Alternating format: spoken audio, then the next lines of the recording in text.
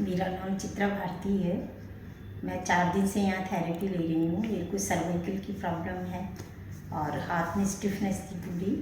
4 दिन में आज मेरे को काफ़ी फ़ायदा है। मेरा हाथ ऊपर नीचे इधर उधर राउंड सब तरीके से घूम रहा है।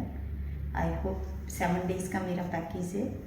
7 डेज़ में मैं शायद ठीक हो जाऊँगी। डॉक्टर हेमंत और चारू मैम मेरे को देखते हैं यहाँ पे और वो मेरे को एक्सरसाइज करवाते हैं और I am satisfied for that person. Thank you.